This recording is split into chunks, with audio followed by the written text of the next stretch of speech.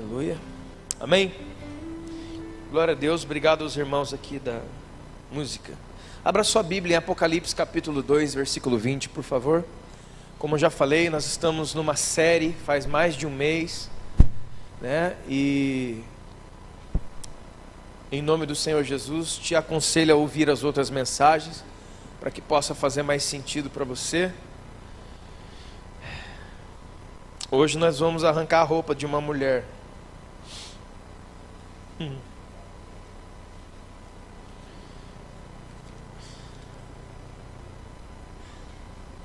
Não tem problema não, irmã. Essa aí nós tem que quebrar ela mesmo. Apocalipse capítulo 2, versículo 20. Carta que Jesus mandou João escrever para a igreja de Tiatira.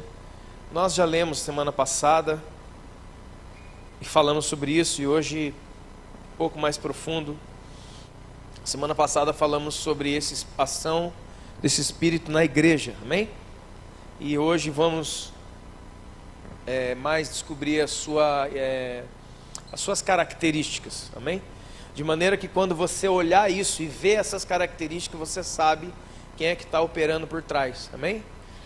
Diz assim, palavras de Jesus: eu tenho uma coisa contra você, falou para a igreja, que vocês toleram que esta mulher Jezabel, que a si mesmo se declara profetiza, não somente ensine, mas ainda seduza os meus servos a praticarem prostituição e comerem coisas sacrificadas aos ídolos.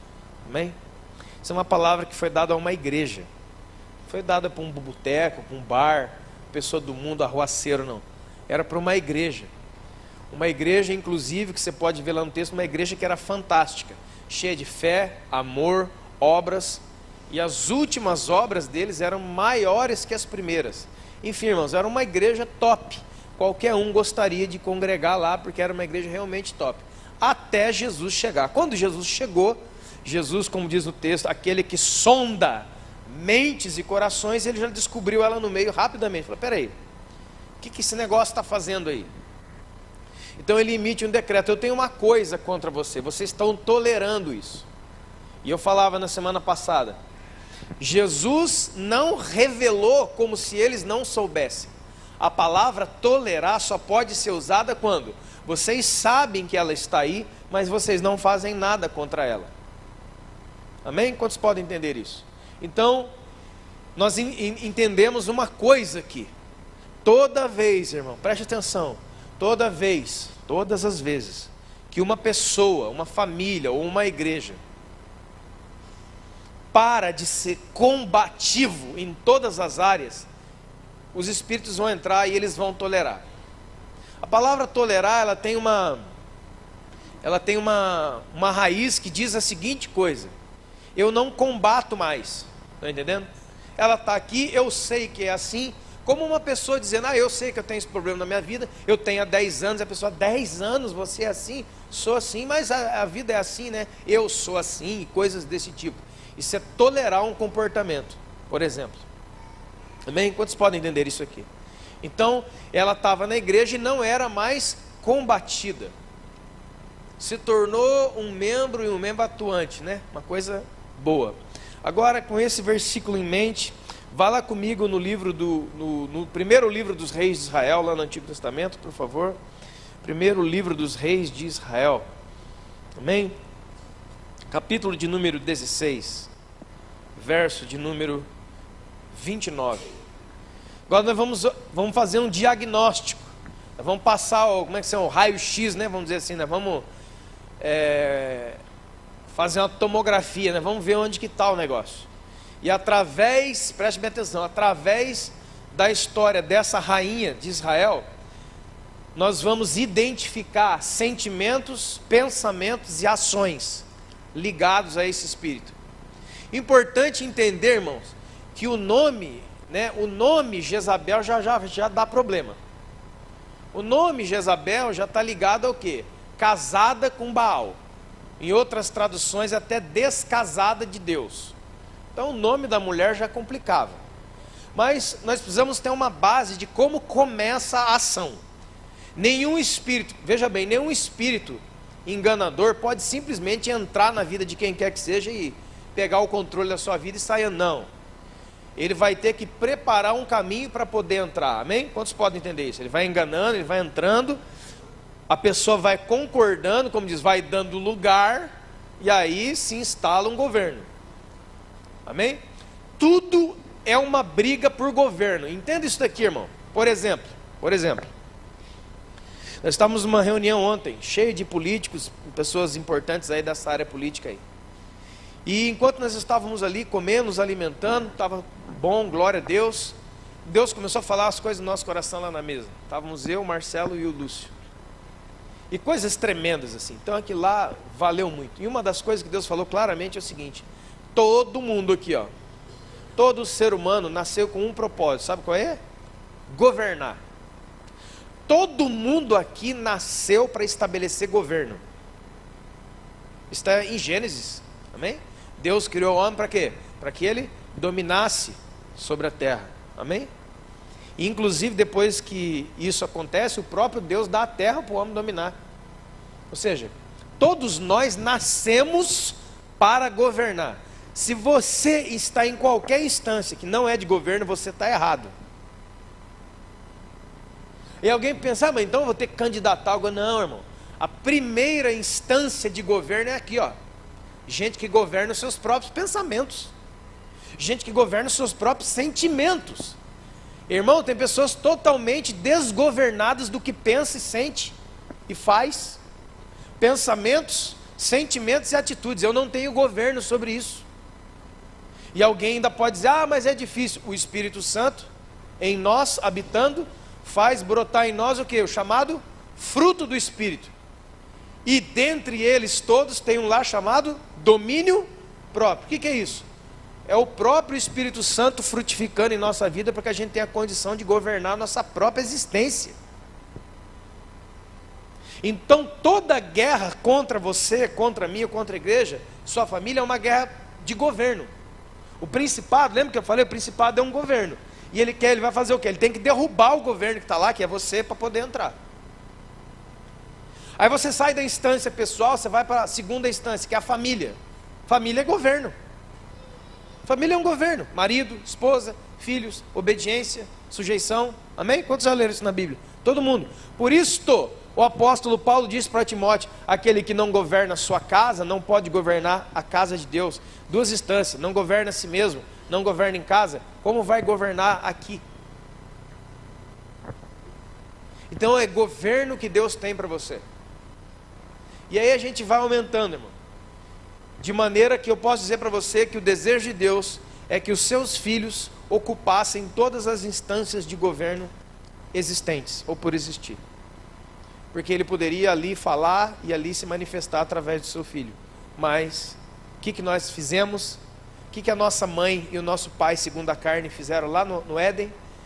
Eles fizeram o que muitos dos senhores ainda fazem até hoje: abre mão do governo que Deus deu a você. O seu DNA espiritual, se é que assim se pode dizer, é um DNA de governo. Você foi criado para isso. Quando você abre mão disso, outro governa. Nunca a posição de governo ficará sem ninguém. Nunca.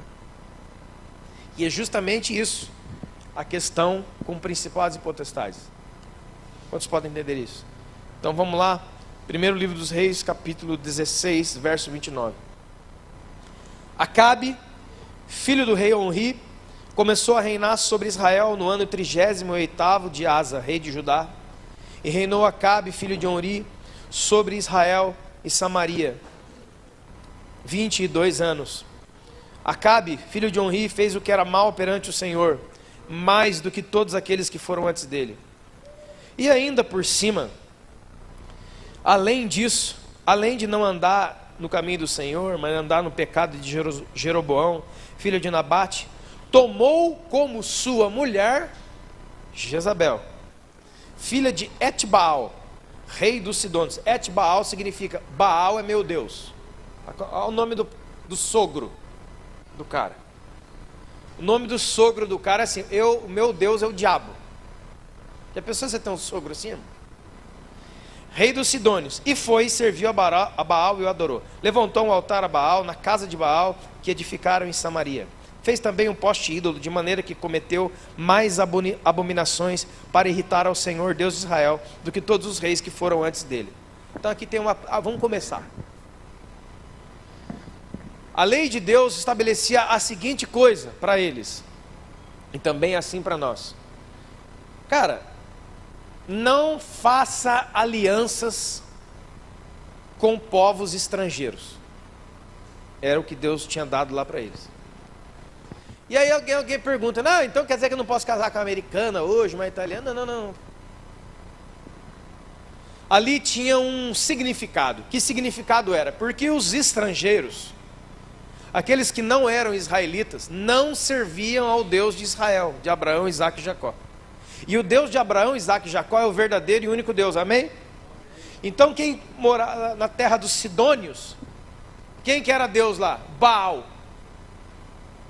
Uma das traduções do nome Baal significa Senhor.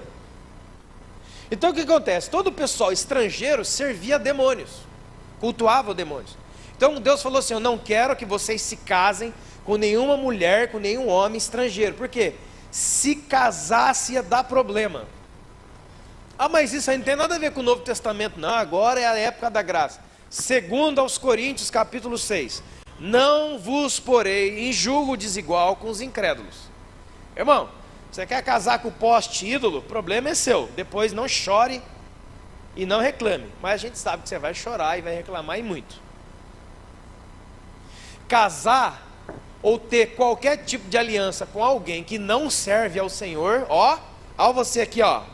Você vai suave, viu, irmão? No começo todo mundo dá risada, acha que é de boa, mas lá na frente, você vai ver só. A hora que o espírito começar a mexer, os espíritos começam a mexer, aquela festa e aquele amor daqueles dias do namoro, né? Vai sumir tudo, porque do outro lado tem um espírito comandando. E não vai aí você vai encontrar quadrilhões de histórias de moças que se tornaram esposas e não podem vir na igreja mais, senão ela apanha, e outras coisas dessa natureza. Por quê? Porque o marido serve a quem? Ao Baal aí na rua aí. E o vice-versa também.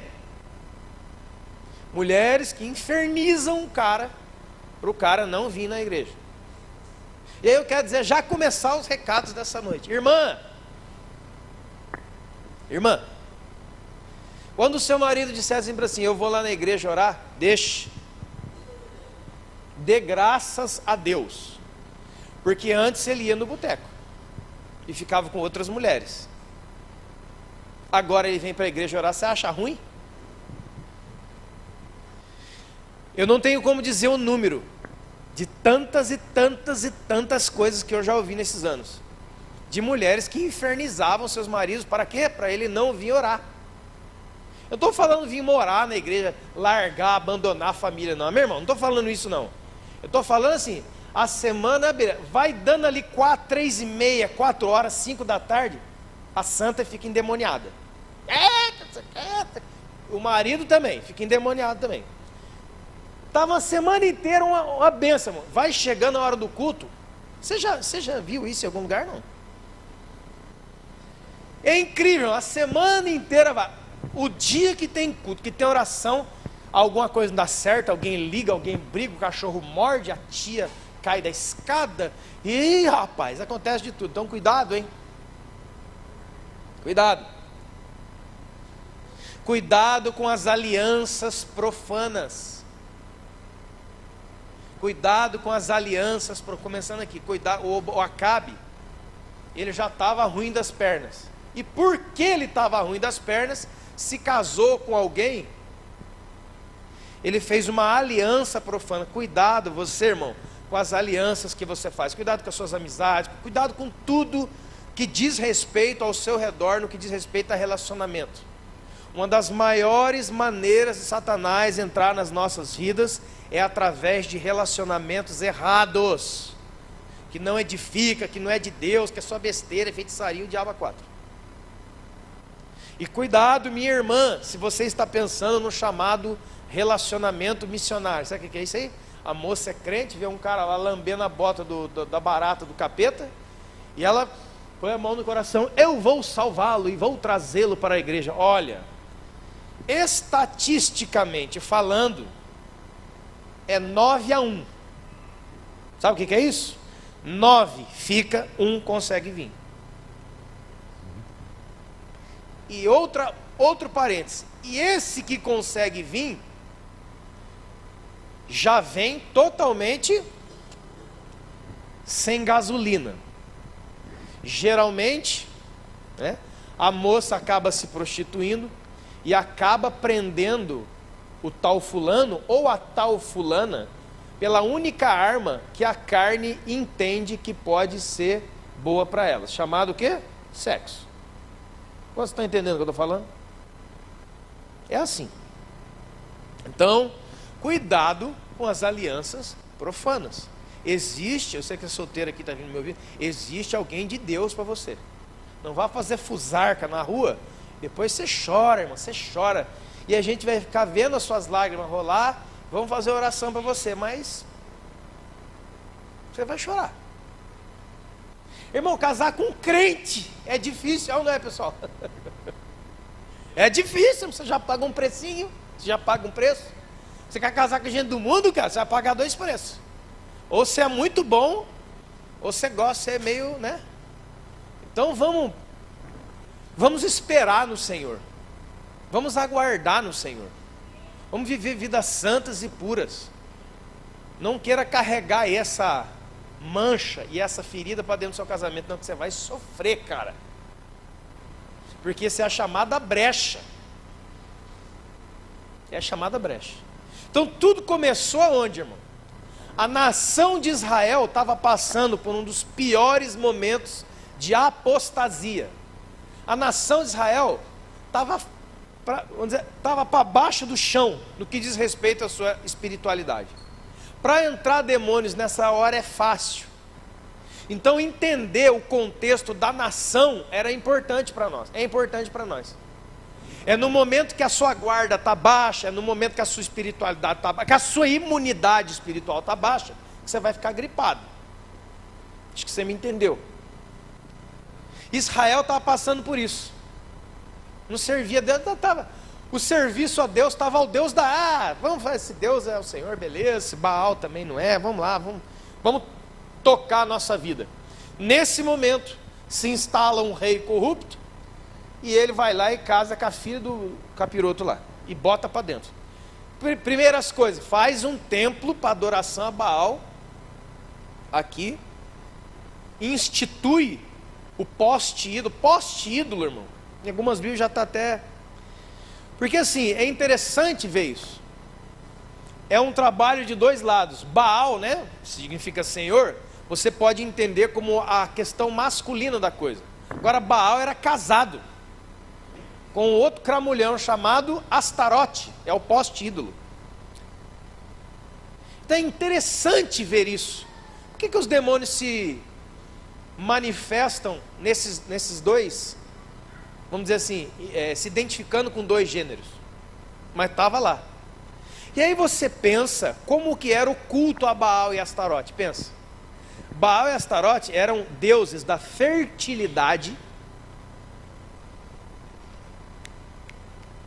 Fertilidade está associada justamente a você que gosta do tal do coelhinho da Páscoa, que a Páscoa nunca teve coelho de droga nenhuma, mas os crentes insistem, irmão, o crente é fogo, ele quer o coelho, irmão, você quer um coelho, compra um de verdade, põe lá na sua casa para comer mato. Por que nós não exterminamos? Sabe uma das ordens que Deus dava para os seus servos? Entra em Israel, quebra tudo, eu quero que vocês exterminem esse Baal, acaba com tudo. Parece que na nossa vida a gente vai até certa parte e passa o coelho, passa o Noel, passa algumas coisas que é do mundo, que também não precisa ser tão radical assim, precisa sim. O inimigo, a Bíblia diz que o inimigo que você não combate até a morte vai crescer e ele vai detonar com você, de dentro para fora. Então sabe aquele negócio do coelhinho que é o culto a Baal e Astarote era assim, irmão, um culto de maior orgia sexual que você sequer tem. Então, isso que se instalou ali. Aí você olha para o Novo Testamento, você vê a palavra sedução, você vê a palavra prostituição, conduzir os meus servos à prostituição, a imoralidade sexual, aí você entende que é o mesmo espírito. Antes de Jezabel aparecer em Apocalipse capítulo 2, ali no início da época ali onde João Batista, o profeta, que estava agindo no espírito de Elias, estava agindo em Israel. Uma vez a Bíblia diz, João Batista batizando, passa lá em cima o carro do rei Herodes, que é um símbolo do Acabe. O Herodes estava, desculpa a expressão, estava pegando a mulher do irmão dele. Ela tem relação com a mulher do irmão dele. Aquela passou na frente do profeta João Batista, que estava agindo no espírito de Elias. O João Batista falou: ei, você aí nessa carruagem. Hã? Eu? Ô profeta, sim, querido. Então, essa mulher que está com você não é sua, viu, seu pilantra. Essa mulher do seu irmão, seu adulto. A Bíblia diz que o rei temeu. É coisa de Acabe. Acabe é medroso. O rei ficou com medo. Mas a mulher que estava lá falou assim: eu vou te pegar, rapaz. Igualzinho Jezabel falou para Elias: eu vou pegar você. E num outro momento, presta atenção, dentro do palácio real, onde tinha um monte lá de autoridades, isso aqui, aí começou uma tal de Salomé, botou lá os véus, botou os perfumes, pintou o olho, aquela coisa linda, maravilhosa, e começou a fazer uma dança sensual para todos os convidados do rei. A Bíblia diz que a hora que o rei Herodes viu aquilo ali, irmão, ele caiu de queixo por aquela menina. Ele queria possuir aquela menina de qualquer maneira. Ele ficou encantado, ele ficou seduzido, ele ficou, realmente veio encantamento, ele ficou tão louco por causa daquela menina que ele falou a seguinte coisa: tudo que ela quiser, se até for a metade do meu reino inteiro, eu dou para ela, mas eu quero namorar com essa menina, não, tem que catar ela, não tem jeito, eu tenho que pegar. Aí ela já deu uma olhada para a mãe, que era a Gesa. O que eu peço, mãe? A cabeça de João Batista numa bandeja de prata. Foi lá e mataram o João Batista. Então, para você ver que esse espírito ele vai rodando nas gerações, ele vai passando, tendo outros nomes, de maneira que a questão não é, a importância maior não é dar o nome de Jezabel, mas é identificar a ação de espíritos. Amém, irmão?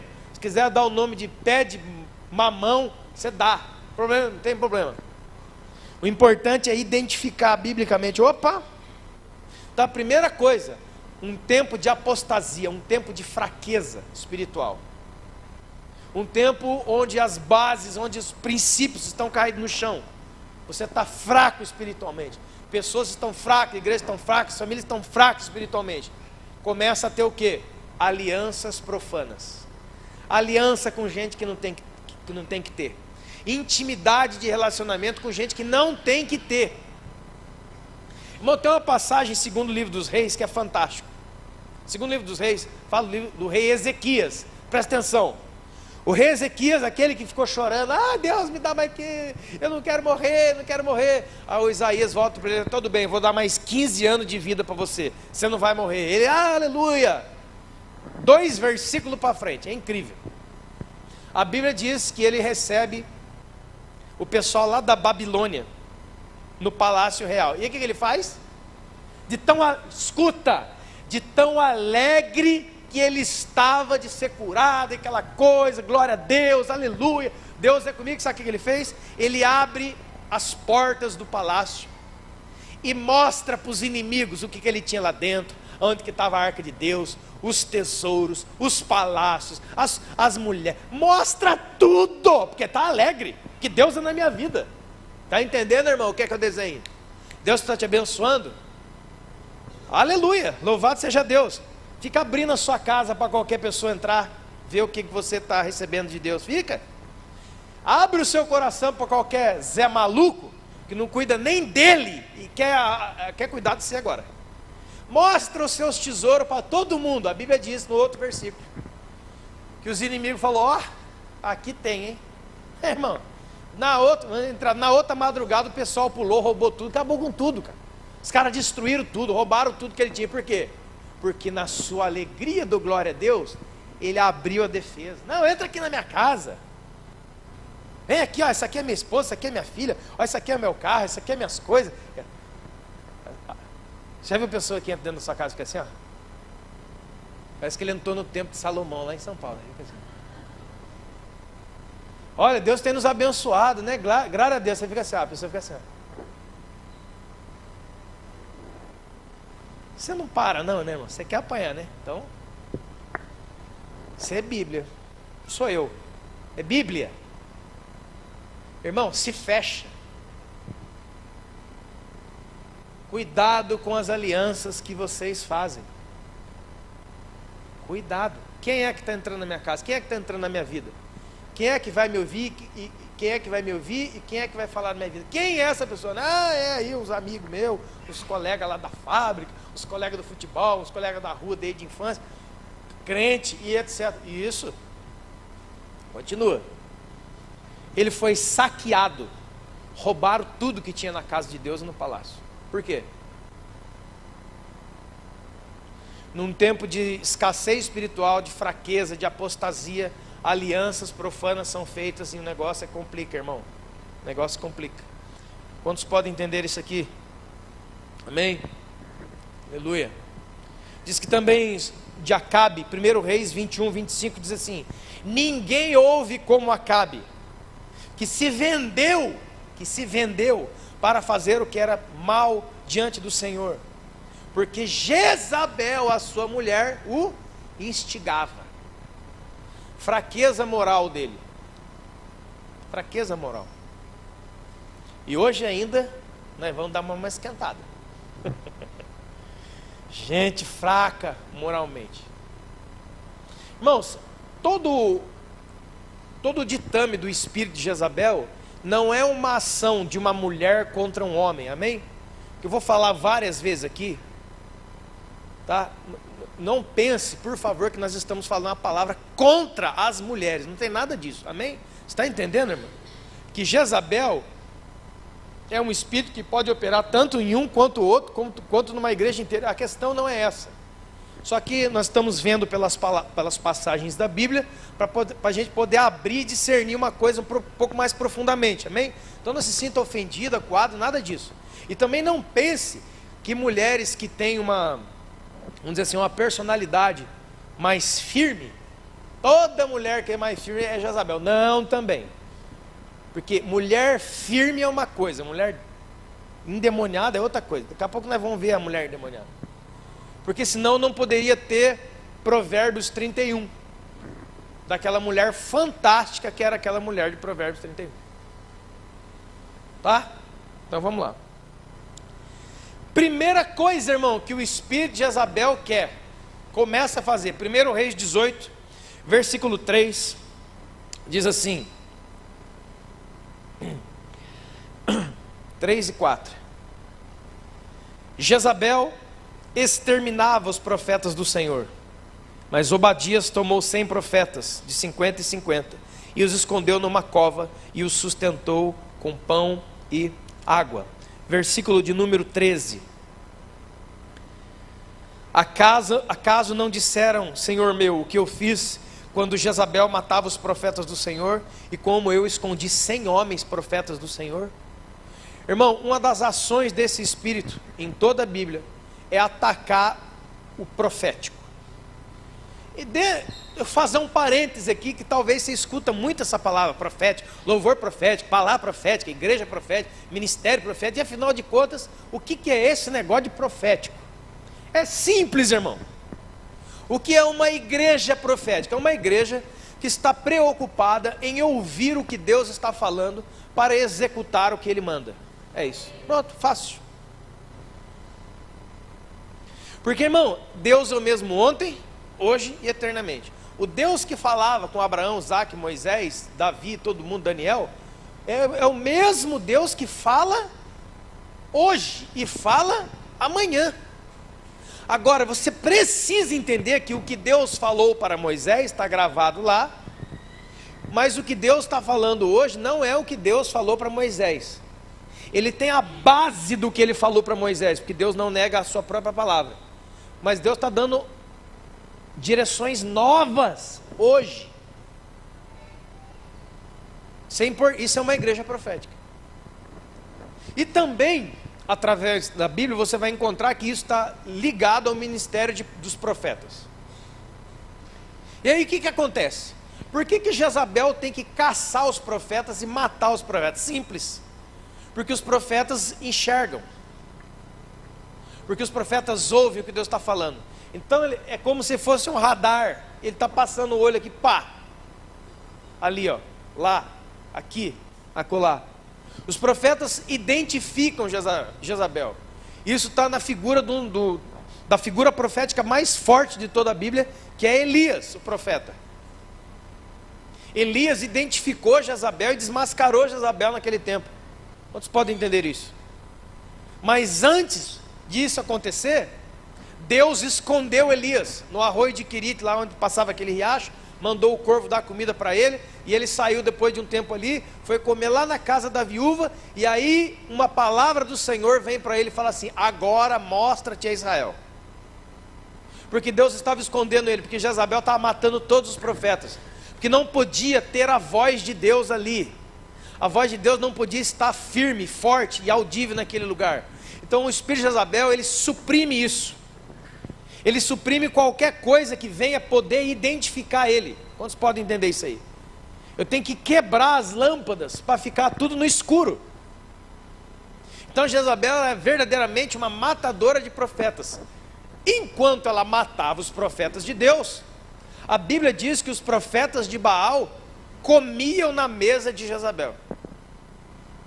Não é só fechar a voz de Deus, mas é abrir uma outra voz em nome de Deus. Você vai ver isso claramente em Apocalipse 2:20, como nós acabamos de ler.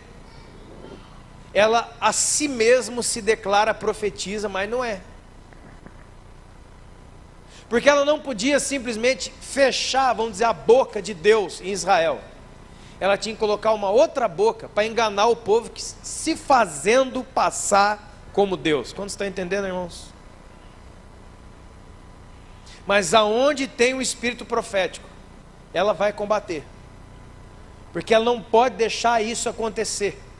Porque senão ela vai ser identificada, ela vai ser desmascarada uma hora ou outra no meio daquilo ali. Então ela faz o que? Ela se mistura com isso. É interessante ver que Jezabel era uma rainha, Elias era um profeta, e Elias combateu ela. Lá no Novo Testamento, ela já aparece como profetisa.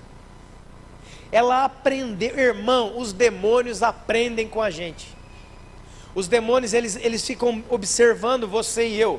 Eles ficam observando os seus erros, os seus hábitos errados, as coisas que você não conserta e tudo isso. E ele vai aprendendo com você, ele vai aprendendo com os seus erros. E lá na frente ele ataca você. Quantos podem entender isso? 2. 1 Reis 19. 1 Reis 19 diz que Elias sobe no monte, desafia os profetas de Baal, vence os profetas de Baal, derruba o poste ídolo, vence aquela bicharada toda, e aí vem uma voz, vem um decreto de Jezabel falando assim: ó, amanhã, antes que o sol se ponha, você vai ver se eu não vou fazer com você o que você fez para os meus profetas. Ou seja, eu vou te matar amanhã, antes das 5 da tarde eu vou te matar.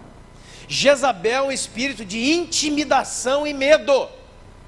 Amado irmão, todo lugar e toda coisa que você tem que fazer, que a hora que você vai fazer, começa a vir um medo em você. Quando você vai sentir isso aí? Você tem uma providência para tomar. Você tem que conversar com seu filho, você tem que conversar com a sua esposa, você tem que confrontar na igreja, você vai ter que tomar algumas atitudes. E elas estão na Bíblia. E você está totalmente correto. Mas daqui a pouco, quando você vai tomar, começa a vir um medo. Começa a vir, puxa. A voz da intimidação está ligada a Jezabel. Vou te pegar, hein? Se você fizer isso, você vai ver também. Porque eu também vou falar de você. Porque eu também vou atrás de você. Porque eu também vou cercar você. A gente não tem ideia de quantos milhões de crentes, pastores, igrejas estão debaixo de uma cobertura de medo. Ele tem medo. Eu não vou fazer isso, porque se eu fizer vai dar problema maior ainda. Então, né? Vamos deixar assim. Aleluia. Todo aquele que age debaixo do espírito de Jezabel, ele trabalha com intimidação e medo. Deus não nos deu espírito de Medo. Não dê o espírito de medo. Se você tem sentido medo, a pergunta é: de quem é esse espírito? Que de Deus não é. Eu estou com medo. Medo de pregar? Não. Medo de falar em público? Eu não estou falando disso. Eu estou falando de medo e se sentir intimidado na hora que você sabe que você tem que tomar aquelas decisões que você sabe que vai arrancar toco, que vai sair faísca na sua vida, dentro da sua casa, na igreja, no trabalho, onde for, e você se sente intimidado, se sente com medo. E a Jezabel se esconde justamente na vida da igreja, justamente isso aí. Se você confrontar, as pessoas vão sair. E se as pessoas vão sair, vai ficar com pouca gente na igreja. E se as pessoas ficar com pouca gente na igreja, você já sabe, né? A Jezabel está atrás disso aí. Por isso que aqui, né, irmão, a gente já avisou, o caminho da roça é o mesmo. As portinhas estão ali. Mas é interessante isso. Eu tenho que tomar atitude, daqui a pouco eu começo a ficar com medo. Puxa vida. Mas e se... Por quê? No reino do Espírito fala: se você fizer isso, eu vou contra-atacar você. Irmão, todo mundo que está em guerra contra Jezabel, como Elias, muitas vezes vai sofrer de angústia, que não sabe de onde veio. Vai se sentir mal, vai se sentir com medo, vai se sentir angustiado, vai sentir coisas na sua carne que ele não sabe de onde veio. Assim como Elias, que quando foi acuado, fugiu para uma caverna e pediu para Deus matar ele. Um nível de depressão e tristeza chegou na vida do maior profeta de Deus daquela época. Faz sentido isso. Um dia antes, ele lutou sozinho contra 850 homens. No outro dia, uma mulher falou para ele: eu vou pegar você. Ele desmonta. Não adianta ser valente, não adianta ser inteligente, não adianta ser sagaz, não adianta ser nada disso. É um ataque no reino do Espírito. Acertou Elias por cima. A identidade dele não adiantou. O que ele tinha feito um dia antes não adiantou. A coragem que ele tinha não adiantou. Acertou ele no Espírito. Quantos estão entendendo? Ele cambaleou e caiu na caverna. Pediu a morte. Se Deus não tivesse ido atrás dele, e Deus não tivesse levantado ele, Elias tinha morrido ali dentro. Sem Jezabel pôr a mão. Só que, vou te pegar, hein? Você vai ver que eu vou pegar, eu vou atrás de você. Você vai ver. Espírito de intimidação é esse aí. 1 Reis 21, versículo 25.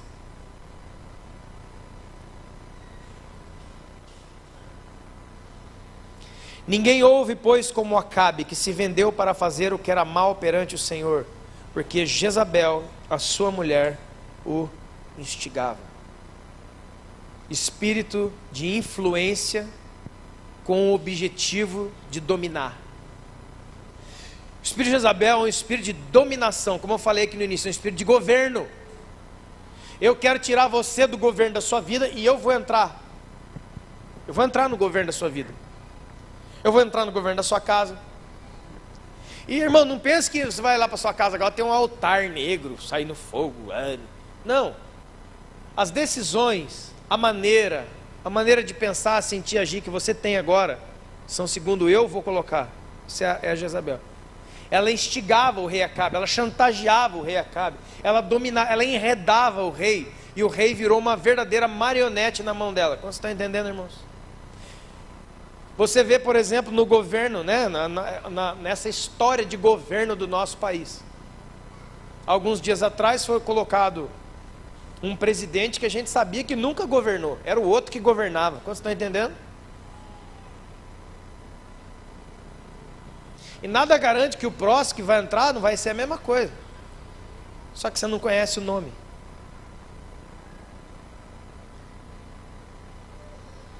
Você é dominado por alguém ou por alguma coisa? Quem é que domina você? Você está sujeito a quem? A Cristo? Eu estou sujeito a Cristo e aos meus sentimentos. Não dá. Não pode, não dá certo. Eu estou sujeito a Cristo e ao meu gosto também, não dá certo. Agora interessante, irmão, olhar para a Bíblia e falar: rapaz, como que pode uma igreja tolerar Jezabel? Não é possível. e muitas vezes olhar para a nossa vida e a gente tem tolerado outras coisas. Tem gente que fala assim, eu tolero Jezabel na minha vida. Não, está amarrado, tolera Mamon. Como eu disse, o nome do principado não importa.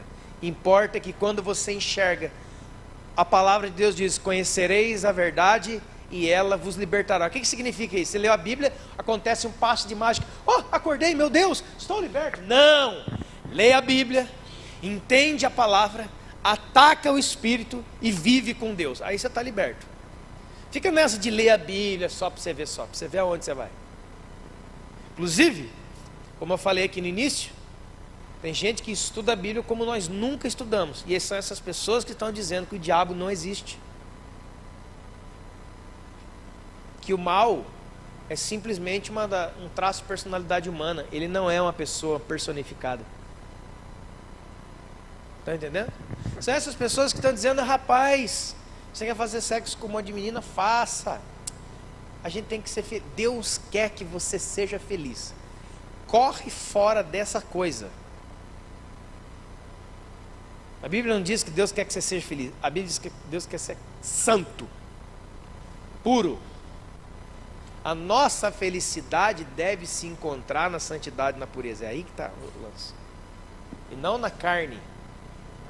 Porque senão aí vai acontecer um monte de coisa que não vai dar certo. Os crentes hoje parecem o povo mais infeliz da terra. Sabe por que os crentes andam infelizes? Porque o pirulito carnal dele foi tirado. Quantos estão entendendo? Agora se eu crente, não pode beber mais, né? Não pode encher a cara mais, não pode. Ah, amém, né? Roubado seja Deus, né? E aquela cigarrinho do capeta, não pode mais também. Deus não abomina isso aí. Ei, rapaz, é mesmo?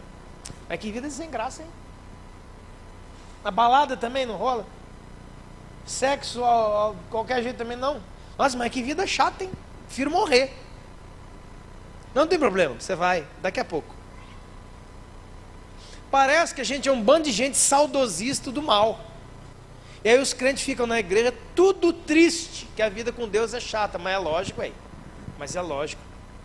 A Bíblia diz assim, que a minha alegria está na lei do Senhor e nela meditar de dia e de noite. A gente devia ser, o fruto do Espírito é amor, paz, alegria. A gente deve, pela palavra de Deus, ser o povo mais alegre da terra. Alegre não é Zé bobo, tá? Não, alegre, alegria da salvação, de saber o que foi feito por você e aonde é que você está. Mas a gente anda triste, porque e parece que passa perto do bar ali, ó, e vê, como diz no Salmo 73, a alegria dos ímpios, você fica chateado. Oxe, passa perto do boteco assim, assim.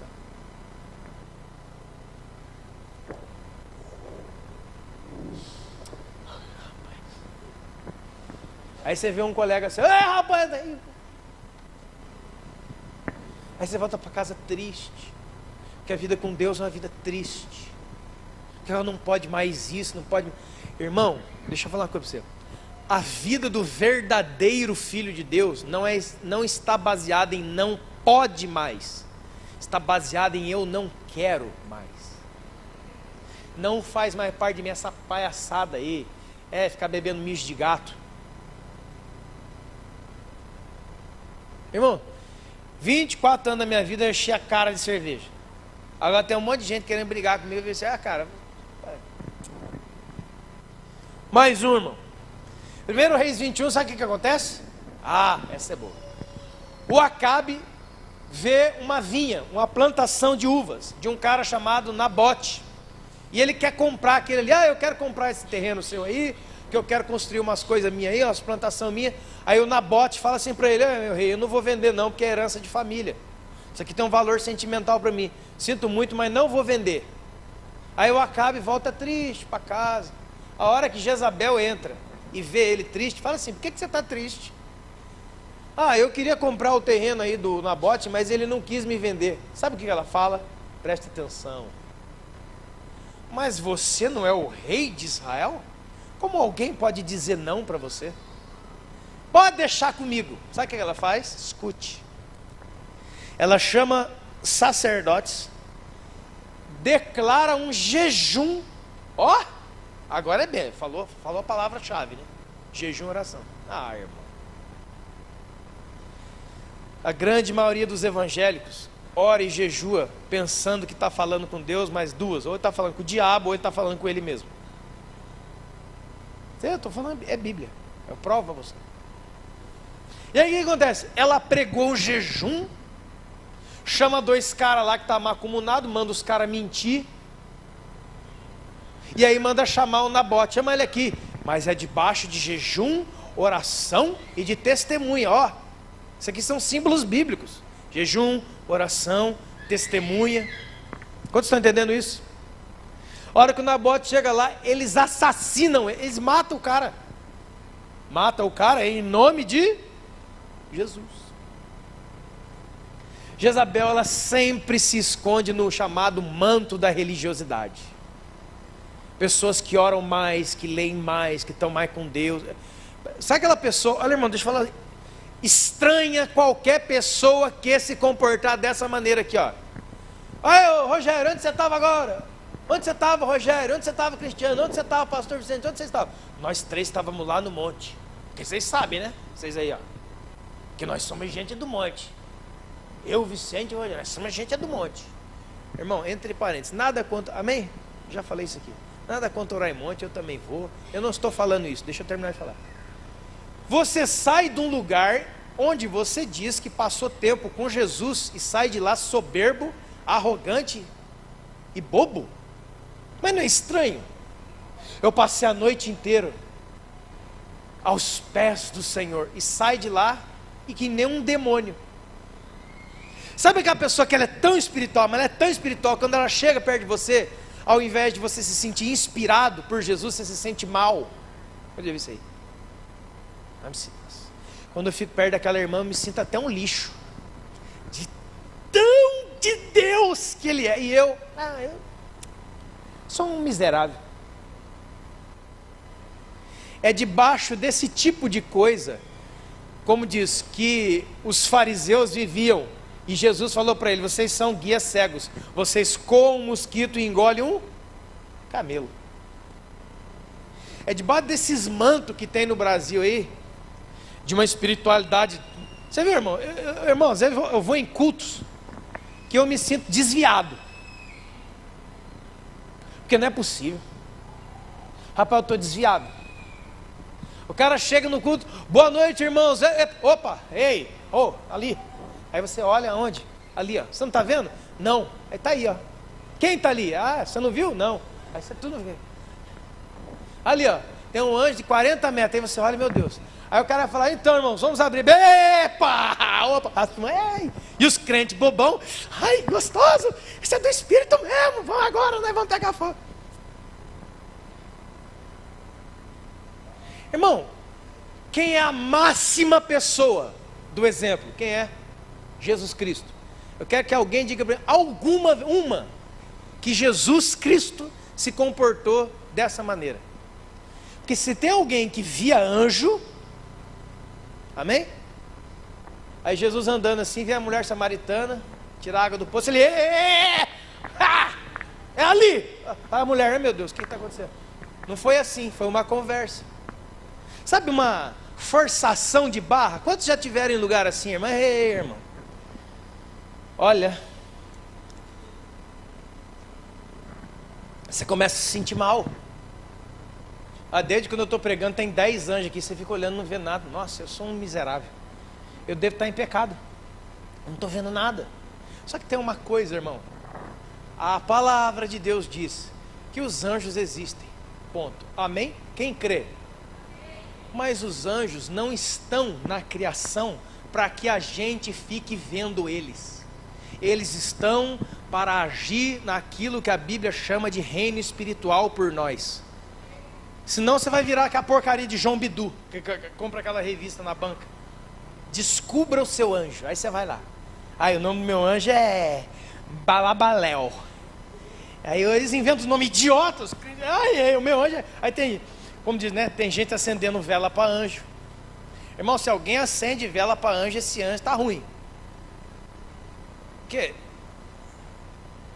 Né? Ele está perdido, meu Deus. Dá um celular para ele com GPS, manda o localizador do WhatsApp, ele chega. Parece brincadeira. Eu já fui em igreja onde não podia sentar naquela cadeira. Por quê? Porque é a cadeira do anjo. Poxa. Ainda bem que o anjo é de Deus. Por quê? Porque eu tinha sentado no colo do anjo e nem percebi. Entendeu? Eu não estou brincando não, cara.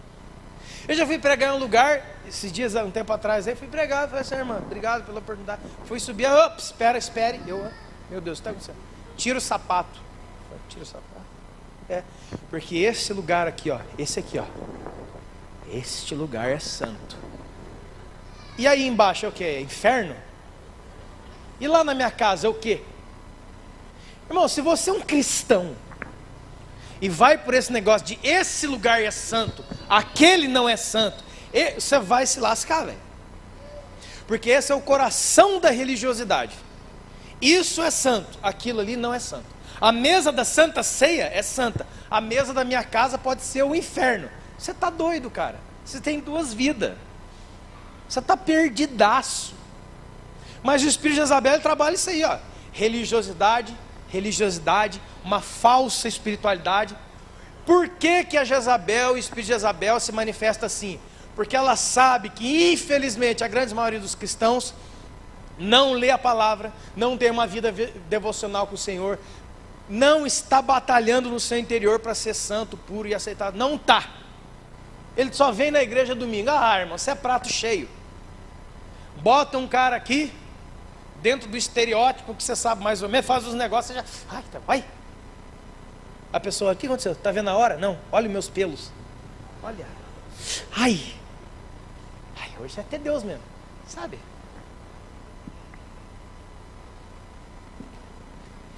É o chamado evangelho de grife.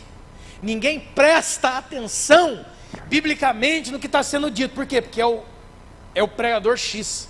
O pregador X falou, pode passar. Mas esse negócio que ele está falando, ele não está na Bíblia não. Não interessa quem falou, é o fulano, pode passar. Eu não quero nem saber, eu só quero dançar na unção. Irmão, liga a televisão. Cara...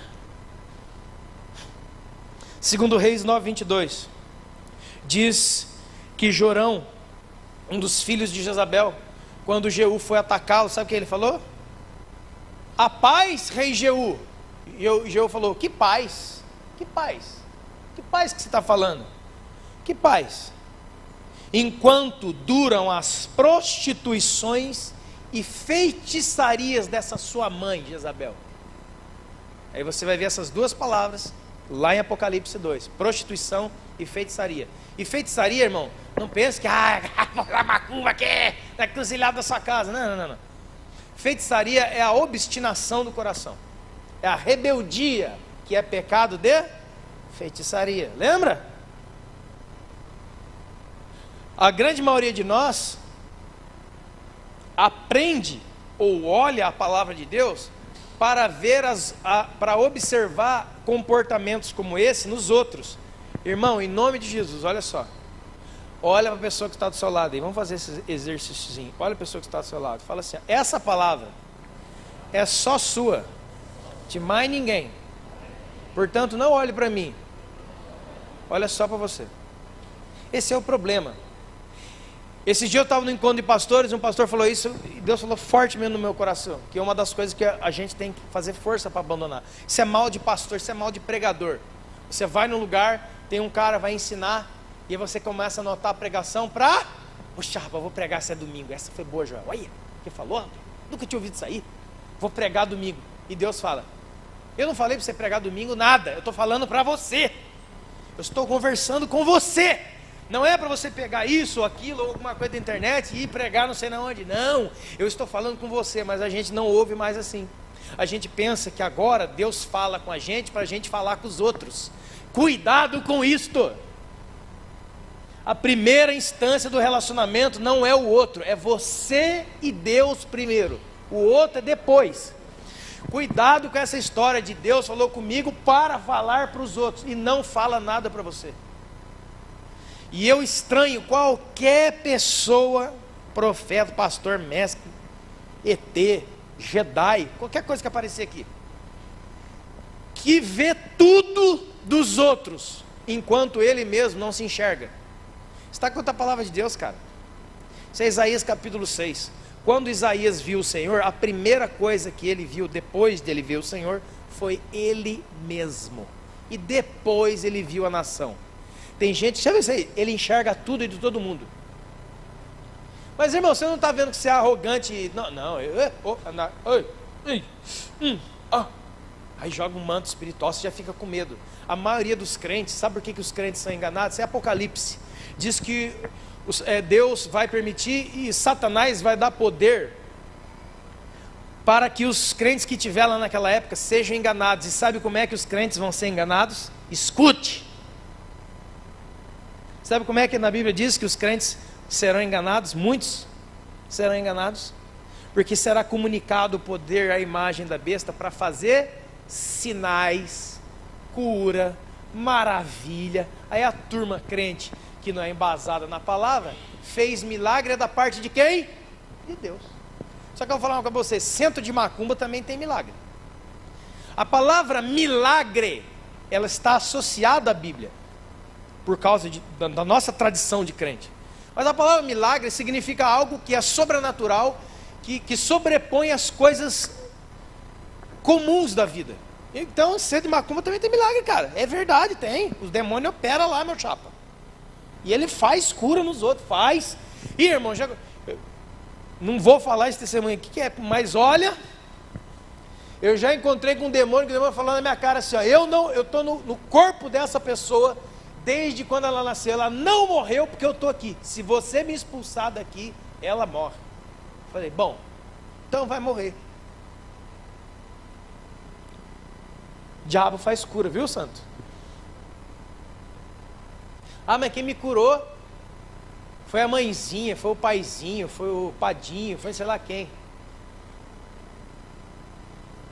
A Bíblia diz em Deuteronômio assim: qualquer sinal, cura, mas qualquer coisa sobrenatural que não glorifica o Senhor Jesus Cristo é diabólico. Você entendeu? Aí vem uma cura, vamos atribuir a quem? A santo, não sei lá das causas mais que impossível. Diabo. Deus não divide a sua glória, nem com você, nem comigo, e quanto mais com um demônio travestido de santo. Você entendeu, irmão? Os crentes serão enganados, porque serão feitos sinais, vai cair fogo do céu, Shekinah. Não tem mais nada para deixar a gente assim, impressionado, do que coisas sobrenaturais. E é exata, irmão, qualquer experiência sobrenatural que alguém tenha tido, nunca pode sobrepor essa palavra aqui, ó. Ah, eu vi um anjo, 40 metros. Tá bom. Você não vai medir. O espírito de religiosidade, ele quer uma coisa de você, que você passe a admirá-lo. Nossa, o homem de Deus chegou. Eu vejo isso, cara, onde eu vou. A mulher de Deus está ali. Ai, meu Deus. Vai lá, pede oração com ela. Ai, tenho medo. O espírito de religiosidade, escute, ele quer a sua admiração e o seu temor. Homem que teme a homem como se fosse Deus. Mas tá para acabar mesmo, rapaz. Tá cheio por aí. Irmã, eu vou lá porque eu quero uma palavra. Raça. Onde você vai? Na igreja? Ler a Bíblia um pouquinho, que você nunca leu? Não. Vou lá na casa da irmã Xerebebel. Irmã Xerebebel, o que é isso? Ela é tão espiritual que até o nome dela é em línguas. Irmã da bastante. Olha, você falou até. Viu até um negócio. Tem que ir lá. Aí você vai lá. Ela não tem pastor. Ela não se submete a ninguém. Ela não congrega em lugar nenhum. Mas ela criou um reino que diz a seguinte coisa: sabe por que eu estou sozinha? Porque nenhuma igreja da cidade de Deus. Ninguém presta. Ninguém é confiável. O corpo está perdido. Mas aqui em casa é Deus. Ah, filha. E Deus manda falar para você que essa sua tristeza vai sair. Você... Ai, meu Deus. Esse é Jesus Cristo, cara. Deixa eu contar alguns truques para você ver. Truques. Você vai na igreja. Não sei do que eu estou falando, cara. Você vai na igreja. Pregação, os caras, isso aqui. Apaga a luz. É agora, Deus tem uma coisa na sua vida. A grande maioria vai dar uma olhada na plateia e ver quem é que está emocionalmente suscetível ao toque. Isso é truque. Você não tem nada a ver com Deus. Deus não precisa que você chore para fazer nada na sua vida. Deus, Ele é o Senhor. É lógico que a gente às vezes chora, eu já chorei. Eu não estou falando disso, meu irmão. Eu estou falando dos truques que são utilizados por aí em nome de Deus para falar que é Deus. Em quem que eu vou orar? Em quem que eu vou lançar a palavra? Na irmã que já está debulhada aqui do lado, aqui, ó. Eu vou em cima dela, ó. Deus está falando que vai remover o seu choro. Ai, meu Deus. Não tem coisa mais fácil do que enganar crente evangélico que não lê Bíblia. E cuidado para você não ser o bobo da vez na mão de alguém. Entendeu, irmão? Mexer com poderes espirituais é coisa de feiticeiro. Mexer com a emoção dos outros. Mano, bota a música do Titanic, apaga a luz, vai entender que vem aqui. Jack. Chora.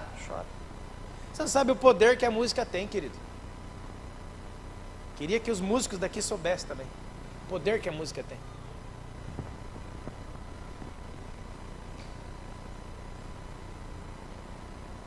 Irmão, não me conheça como nada, viu? Estou no outro automático. Fica chateado, não. Tem música que dá energia pra gente, sabia disso, não? Eu me lembro uma vez, há muito tempo. Eu e mais uns malucos mandamos vir dos Estados Unidos. Na época não tinha esse negócio de YouTube, coisa não. Foi um tempo atrás aí, tempinho bom. E mandamos vir aquele CD do Rock 4. Quem assistiu o filme Rock 4? Rock 4, olha lá. Rock 4. O filme, sabe aquela música do Rock? Como é que é a música? Essa é chamada música de treino. Você tá ali meio cabisbaixo, você bota a música, já fica meio cara. Já fica meio macho. Mano, como que eu gosto? Cara, meu Deus. Jesus, é o fim. O cara faz 10 flexão, já vai pra frente do espelho, viu? Outra pregação pega você.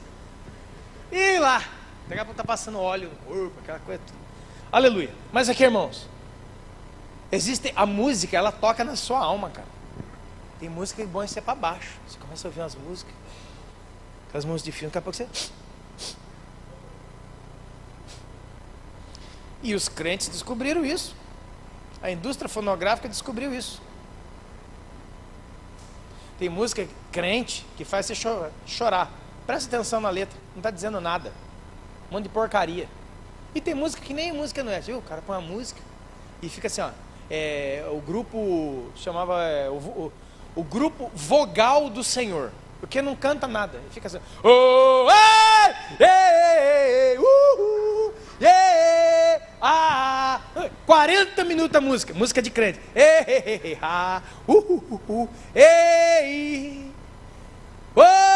só tem vogal. A, E, I, O, U. Não tem letra. Não passa a mensagem da Bíblia. Você viu isso aí? 40 minutos. Os caras estão montando cavalo, miserável. Os crentes estão sendo enredados, gente. O povo cristão, historicamente, é o povo da Bíblia. É o povo de um livro, que medita num livro para viver esse livro. Nós somos o povo de música, não.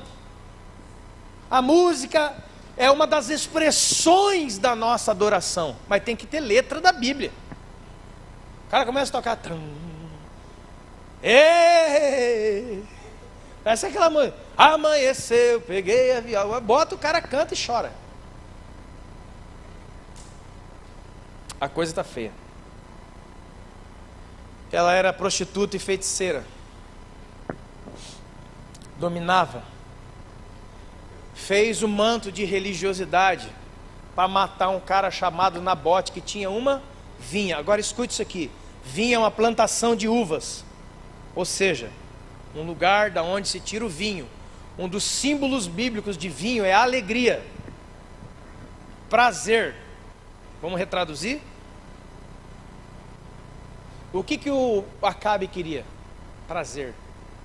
O que a Jezabel deu para ele? A vinha. Sabe por que muitos homens ou mulheres, mas principalmente o homem, por causa dessa sua desejo primais, vai ser escravizado por Jezabel? Porque o homem é viciado em prazer, e principalmente no sexual. Então a grande maioria das pessoas que se movem no espírito de Jezabel, ela vai fazer o que ela quiser com o marido ou com a esposa, porque ela tem uma vinha, quantos estão entendendo? Para oferecer. E o cara ou a mulher vai cair de boca, vai cair de joelho no chão. Sabe por quê? Ele vai obedecer os ditames e os chantagens de Jezabel até quando ela quiser. Sabe por quê? Porque ele quer ter uma noite sexualmente quente, depravada, muito louca. Ah, quero hoje nós vamos fazer o que, amor? Hoje nós vamos fazer em cima da luz, ó. Nós vamos ligar 220. Pá! É gostoso. Você pensa que não. Você não sabe onde a sua carne te leva, cara. Você desconhece quem você é. Você não sabe o poder que o prazer tem, que ele exerce na nossa carne. O que é um viciado? Seja em qualquer coisa que for. É um viciado no quê? Na substância? Não, no prazer que a substância lhe dá. Mas tem gente viciada em sexo, tem gente viciada em tudo que você imagina. Não é a questão do vício em si mesmo, mas é o prazer que aquilo gera. Quantos estão entendendo? Então não é para se vencer aquilo, não é um combate contra aquilo, mas contra a raiz que aquilo está sendo oferecido, que é prazer. Jezabel sempre vai ter na mão aqueles caras que não aguenta. Ele precisa sentir o prazer. Aí o Jezabel fala: então você vai fazer isso? Você vai fazer isso? Tem até uma música jezabélica aí na nossa... a música jezabélica no Brasil é praticamente todas. Mas tem uma música que agora lembrei, de uma cantora, que cantava para crianças inclusive, que me ocorre aqui agora. A música, essa é de Jezabel mesmo.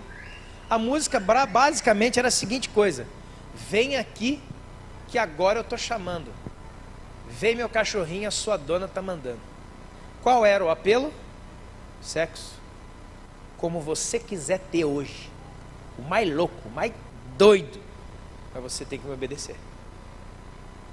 Eu te dou a vinha do Nabote. Eu te dou o prazer das uvas. Mas você vai fazer o que eu quiser. Irmão, o que tem de famílias debaixo dessa laje, o que tem principalmente homens, que já deixaram de ser sacerdotes e apontamento de Deus dentro da sua casa. É que tem criança aqui, mas não vou falar o que eu queria, mas acho que você já entendeu. Jezabel era uma rainha. O Elias era um profeta. O Elias encontrou, identificou, mas o Elias não venceu Jezabel. O Elias foi retirado de cena. Deus falou: sai, vai lá, unge Jeú e Eliseu, profeta no seu lugar, e Jeú, rei de Israel. Desce lá e faz isso. Você não vai combater mais Elias. Você não vai conseguir destronar ela. Irmão, só um rei pode tirar o outro rei. Lembra a questão do governo? Porque o reino do Espírito é regido por princípios espirituais. Você pode ser o maior profeta do mundo, você pode ser evangelista, você pode ser o cara cheio de dom. A pergunta é: você está legitimamente colocado por Deus naquela posição? Não. Então você não vai destronar Jezabel, porque ela é uma rainha. Você pode ver, mas você não pode tirar. Deus levanta um homem chamado Jeú, o rei. Fala: Jeú, é o seguinte, agora você vai me servir. Você vai lá na Jezabel e vai destruir ela. Só que antes de você pegar ela, lá em 2 Reis, você vai primeiro matar os 2 filhos dela. Eu quero que você extermine os filhos de Jezabel. E ele vai lá e passa no primeiro, passa no segundo, e depois lá na frente vai pegar a terceiro filho, que era uma mulher chamada Atália, que era filha de Jezabel. Irmão, quando Deus emite um juízo sobre esse espírito, Ele quer que você casse tudo que tem o nome dele. Não faça como o rei Saul. Sabe o que o rei... Irmão, a turma fica puxando o saco de Davi, né? Davi é o homem segundo o coração de Deus. Quantos já ouviram isso aí? E aí você olha, puxa vida, né? Mas Davi era um arteiro, para não falar outra coisa. É o homem segundo o coração de Deus, então, mas você está errado. Quando Deus falou isso através de Samuel, era na época que Saul estava sendo retirado e um novo rei ia entrar. Ele vinha de trás das malhadas e era um garoto, um pastor de ovelhas no campo. E Deus olhou e falou: eu achei um homem segundo o meu coração que vai fazer toda a minha vontade. Por que que Deus falou isso? Porque Deus estava olhando para Davi e para Saul. Quando ele olhava para Saul, ele via um rei que foi ungido, mas não fazia a vontade de Deus. E ele viu um menino e olhou no coração do menino e falou: esse menino vai fazer o que eu quero. Mas isso não perdurou, porque lá na frente você já viu o que Davi virou, né? Você já viu o que ele fez. Então não meta essa frase, que Davi é segundo o coração de Deus, lá na frente. Ela está dentro de um tempo, irmão. Porque se Davi sempre foi um homem segundo o coração de Deus, aí vem alguém, irmão, já escuta isso tudo. Mas sabe por que ele falou isso? Porque Davi errava. Olha, presta atenção. Davi errava, irmão. Davi pecava. Mas a hora que ele ia se arrepender, derretia o coração de Deus. Irmão, para de falar besteira. Primeiro que homem não derrete o coração de Deus. Para começar. Porque se valendo desse exemplo, eu posso fazer o que eu quiser, desde que eu tenha uma boa lábia para passar em Deus depois. Leia a Bíblia para você ver. Ele fez as andanças dele lá com a Jezabel, com a Batseba, matou Urias, e ficou quietinho na dele. O profeta Natan foi lá, botou o dedo na cara dele, desmascarou ele e falou a seguinte coisa: olha aqui, o Davi, você é o homem, e assim diz o Senhor: a espada jamais se afastará da sua casa, dos seus descendentes vão se levantar pessoas que vão fazer com você o que você fez com ele. A morte vai brotar dentro da sua família, Davi. Deus te perdoou, Deus não vai te matar, mas a espada nunca mais vai sair da sua casa. Entendeu, irmão? Agora, o que tem a ver isso com aquela frase que a turma fica falando toda hora? Está entendendo? Aquela frase, ela está dentro de um tempo que Davi estava chegando e tinha o coraçãozão de Deus. Mas lá na frente, ó. E quem que deu o bote em Davi, irmão? Não foi o rei Aquis, não foi os reis que ele enfrentou. Sabe quem que deu o bote nele? A carne dele. Um ataque inesperado. Vê uma mulher tomando banho. Rapaz, é agora. E aí ele usa o poder de rei para ter o que ele quer. Estão entendendo, irmão? E aí o que acontece? O Natan está indo embora. Mas tem mais uma. Esse filho aí com a Jezabel vai morrer. Irmão, ele entra em desespero, rasga suas vestes, bota a cara no pó, se cobre de pano e saco cinza e ora e jejua, pedindo a Deus pelo filho. A criança morreu. Deus não voltou atrás. Como você está entendendo? Porque aquele homem que estava ali, e lá na frente, na sua velhice, quando ele desenhou um templo para Deus e apresentou a planta, Deus falou assim: você não vai construir nada para mim, porque a sua mão tem sangue inocente. Não era o sangue das guerras, porque a guerra foi Deus que mandou. Era o sangue do Urias. O sangue do Urias, irmão, pesou no Davi que você não tem ideia. Um dia até o rei Davi deu um monte de cachaça para Urias beber, para ver se Urias entrava em casa. O Davi foi um dos caras mais sórdidos que teve, mais perverso que teve. Sabe o que ele falou? Sabe o que o Urias falou para ele? Como é que eu vou entrar na minha casa, deitar com a minha esposa e ter prazer com ela, se os soldados do rei estão no campo e até a arca de Deus dorme no relento? Ah, sabe o que é isso? Um cara bêbado ganhou do rei de Israel.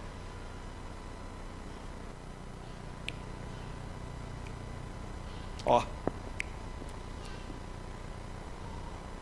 quando Deus falar para você, extermina, irmão, vai atrás desse pecado, arranca ele pela raiz, vai atrás de tudo que tem o nome de Jezabel, vai lá, quebra, mata, arranca e queima. Vou lá, pegou o filho, matou um, matou o outro, e agora vamos pegar quem? Agora vamos pegar Jezabel. Foi lá na casa dela. Escute, Elias tinha dito uma profecia contra Jezabel, que era a seguinte: você será morta, você será lançada do alto até abaixo, e os cães, os cachorros vão comer a sua carne, Jezabel. E lá, vamos ver aqui. E Jeú sobe no seu carro e vai até o palácio de Jezabel. Chegando lá, você pensa que ela tinha sumido, corrido? Ela estava lá pronta para enfrentar. Não é porque você viu, não é porque você entende que a batalha vai ser fácil. Jezabel já estava lá. Se a Bíblia diz que ela tinha feito maquiagem, estava toda pintadona, toda montadona, lindona. A hora que o Jeú chegou lá embaixo, ela chama ele de Zinri. Já chegou aqui, Zinri? Sabe o que é Zinri? Minha canção. Ó, já chegou aqui, minha canção. Sedução. Ela foi dar o golpe nele, não. Só que Jeú, irmão, estava com Deus. Jeú não estava igual a nação, assim, ó. Jeú estava aqui, ó. O cara estava quente, porque ele ouvia a voz de Deus aqui, ó. A hora que ele chegou lá, escuta, ele usa um princípio bíblico para destronar Jezabel. Por quê? Porque a Jezabel, ela trabalha no princípio oposto. Presta atenção. Qual foi o princípio bíblico? Duas coisas, presta atenção. A hora que o Jeú para com o carro e ela começa a cantar a bola com ele lá, aparece do lado 3 eunucos. Sabe o que é um eunuco? É alguém que não tinha relação com as mulheres. Isso aqui tem um apontamento profético disso aqui. Sabe, está falando, sabe do quê? Pureza. Somente os puros podem derrotar os espíritos malignos. Se você está engalfinhado com qualquer coisa que não presta, nem tenta. Eles nem vão ouvir você. É aquele irmão que está endemoniado. Sai, o diabo, isso aqui, ó. Sai. Eu sei quem é Paulo, eu sei quem é Jesus. Quem são vocês? Atos 19. É na hora do confronto espiritual que a nossa fama religiosa de igreja cai por terra. Porque fama no meio da igreja evangélica não significa nada no reino do Espírito. Nada. Ou você é reconhecido no reino do Espírito, ou não adianta. A hora que os eunucos aparecem, eles simbolizam o quê? A pureza da vida, vida santa. E aí tem o segundo princípio. Quem de vocês é comigo? Concordância.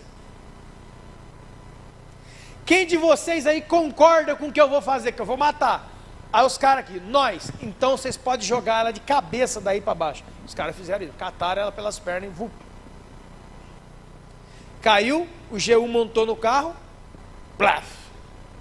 Aí ó, é um milagre, é. Trac. Passou, atropelou Jezabel, né, irmão? Matou, aleluia, glória a Deus. Vieram os cachorros, vieram os cães, começaram a comer o corpo da Jezabel. Ah, já ganhamos. A Bíblia diz que a única coisa que sobrou de Jezabel foi as palmas das mãos. Sabe o que significa isso?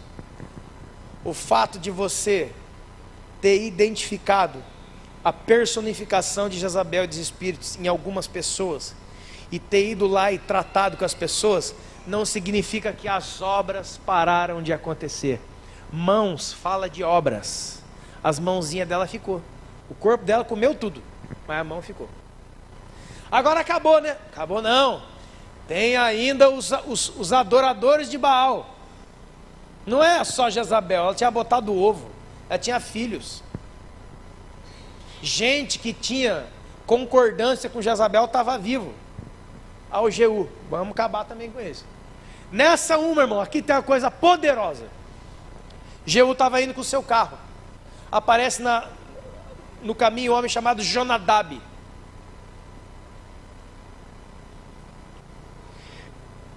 Segundo Reis capítulo 10.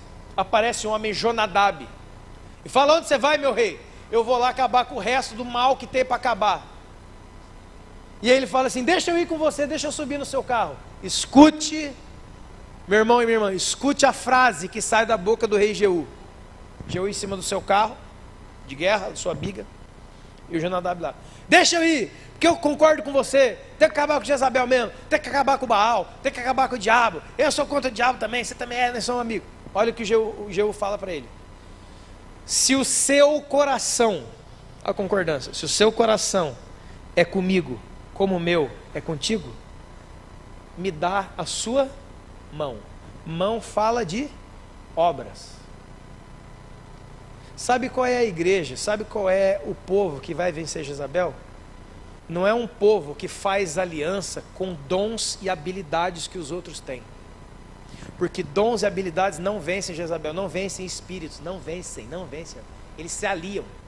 Ele falou: você tem concordância comigo, você é coração comigo, você é um coração comigo, sou, então eu aceito o que você sabe fazer. E já fica o recado para todo mundo: se você quer servir em alguma coisa que Deus tem chamado a Petra para fazer, não adianta apresentar o que você sabe fazer, por mais maravilhoso que seja. Não é por aí, é o coração. Porque, irmão, quando a gente não se liga coração com coração, que é o poder da concordância, o próprio saber, o próprio dom e a própria habilidade vai ser usado daqui a pouco para ferir a igreja, para ferir os outros. Porque essa é a história de Satanás aqui, ó. Quantos podem entender o que eu estou dizendo? Se o seu coração é comigo, como o meu é contigo, pode me dar a sua mão, vem aqui. Aí ele falou: então é nós dois, é nós. Subiu. Chegaram lá, irmão, essa daqui também é boa. Os profetas de Baal sumiu tudo. Não aparecia um. Vocês não viram os profetas de Baal e feiticeiro, não? O cara já matou os filhos da Jezabel. Já matou Acabe. Já matou Jezabel. Eu vou aparecer, eu estava no meio desse rolo, eu estava no meio dessa conversa, eu estava no meio dessa coisa maligna. Eu não, sai fora. Agora é tempo de negação. Eu não estava no meio disso aí, não sei nada disso, não tenho aliança nenhuma coisa. O Jeú, sabendo disso, o que ele faz, irmão? Ele dá a volta e fala assim: é o seguinte, galera, espalha notícia. Espalha notícia que eu matei Acabe e Jezabel, porque eu quero servir Baal muito mais do que os dois juntos. A notícia correu: ó, o rei Jeú também é de Baal, cara. É mesmo? Vai lá, hein? Matou Jezabel, matou todo mundo. Matou, mas ele quer ser mais adorado. Os caras começaram a sair da toca. E o culto está marcado, hein? Vamos marcar o cultão para Baal, que vai ficar gostoso mesmo. Botar lá 5 bandas, vai lá, 7 pregadores do Baal, vamos botar todo mundo. Vai ser um culto, vai ser uma conferência. Legal, agora nós. Juntou todo mundo. Na hora que juntou, falou: tá todo mundo aqui? Os adoradores, estamos. Fecha as portas aí. Matou todo mundo. Falei assim: eu não vou adorar Baal nada, seus cabeças de bagre. Escuta, eu só fingi que eu era um de vocês. Eu só fingi que eu concordava com essa sua história fiada, para você abrir a boca e contar mais sobre o seu coração. Antes, está entendendo, irmão? Sim ou não? Esse é outro, né? Está entendendo? É o chamado: eu cacei coisa da sua boca. É mesmo, rapaz? Quer dizer que você não gosta do Lúcio? Não, botar outra pessoa, Lúcio, que eu já estou queimado. Você não gosta do Lúcio? Não, eu também não gosto, eu também não concordo. Ah, não. É mesmo, é? É mesmo? Mas como é que é isso aí, Moisés? Eu tô meio assim. Eu também tô assim. Eu também não concordo com mais nada, quer botar fogo em tudo. Eu também odeio as pessoas. Aí, eu também tem uma pessoa que eu odeio. Eu também odeio o Marco, eu também odeio o Ricardo, eu também odeio o Marco Vinícius. O que você acha disso? Rapaz, vou falar pra você, eu também odeio. Isso, conta tudo pra mim. Depois que você contar, e depois que você mostrar o seu coração pro Jeú, ele fala, já tem uma coisa? Não, tranca as portas.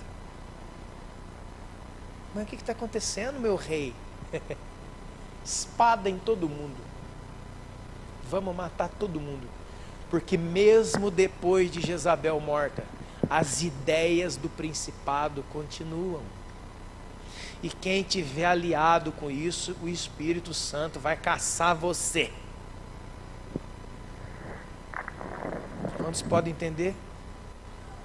Então se converta dos seus maus caminhos e vamos adorar a Deus. E vamos ser do Senhor. E para encerrar, 2 Reis capítulo 10, verso 26. E depois Jeú tirou as colunas da casa de Baal e queimou. E também queimaram a própria coluna de Baal e derrubaram a casa de Baal e transformaram em latrina. Você sabe o que é uma latrina? Você sabe o que é latrina? Uma fossa. Alguém aqui não sabe o que é latrina? É um buraco no chão onde você não consegue sentar. Você vai em pé, mas você faz assim, faz uma mira e joga as bombas lá para baixo. Foi isso que fizeram com o grande Baal. Coluna ela tem um tipo, a coluna é um tipo bíblico, sabe do quê? De ensino. Irmão, o Jeú foi atrás de Jezabel até a raiz da grama. Onde ela pisou, com quem que ela conversou, o ovo que ela botou, o grupo que ela levantou, morreu todo mundo. E aí acabou, né? Morreu todo mundo. Morreu não. Vamos derrubar a memória do Baal. Vamos lá no templo dele e vamos derrubar as colunas. Vamos tacar fogo em tudo. Não vai ficar a memória desse diabo aqui. Que Deus ajude a você estabelecer governo na sua cabeça. Você é uma pessoa de governo, gente. E eu não estou falando aqui frase, né? É Gênesis capítulo 1, pô. Você foi criado. A sua origem em Deus é governar. Governar seu pensamento, governar seu sentimento, governar suas atitudes, governar sua casa. Aonde você for, governe para Deus. Porque Deus é rei dos reis e senhor dos senhores. Se você não é senhor de nada, como é que Deus é seu senhor? Se você não governa sobre nenhuma instância da sua vida, como Deus é seu governante? Se Deus é seu governante, a primeira coisa que Ele vai dar para você é poder para governar a sua vida. Fique de pé em nome de Jesus.